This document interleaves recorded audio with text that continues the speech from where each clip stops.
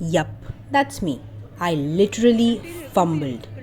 उस moment पर everybody was cheering me up, but only I know कि oh my god, what has happened.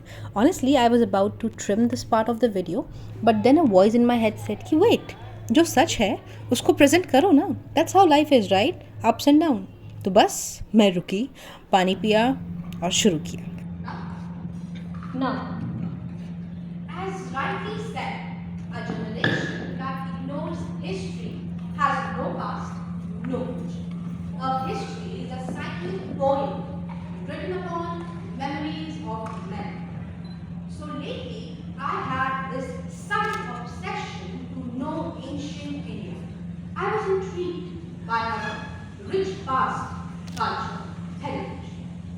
Sadly, we grow up in an environment where down the line we end up detaching ourselves from the glorious past, the ancient philosophies, literature that this country has to offer us.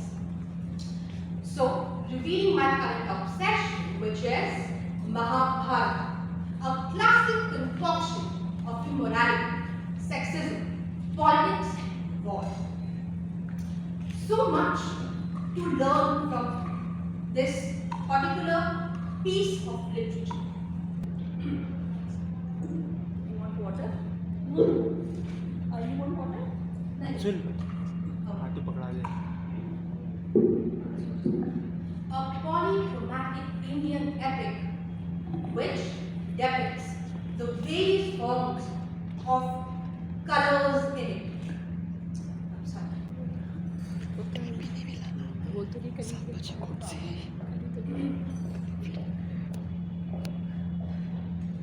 Okay.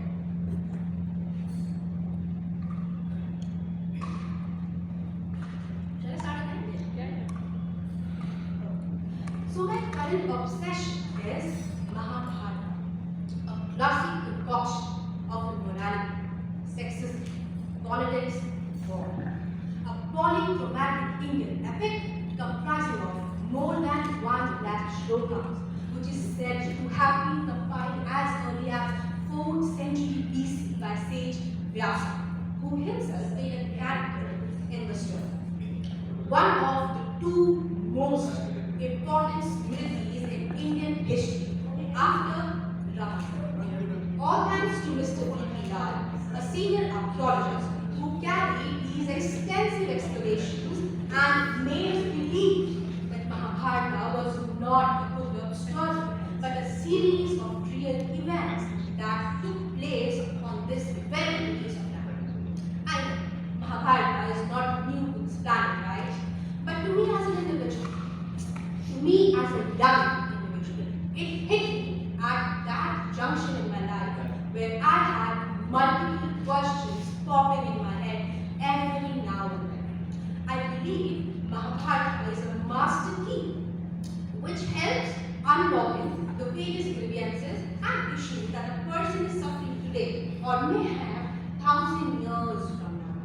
Some of the major key highlighted features of Mahabharata could be the creation of massive chakryu for assassination of Abhimanyu, to outraging modesty of Draupadi in the assembly of Hastinapura in front of her white husband, Bhishma Pitama, Guru Drona, King Krishnaraj, to the world famous friendship of Karna Duryodhana, and of course, how can I forget the world renowned Bhagavad Gita, which is indeed an integral part of Mahabharata, where Lord Krishna gives life lessons to Arjuna, who is on the war zone and dealing with multiple human ethical dilemmas.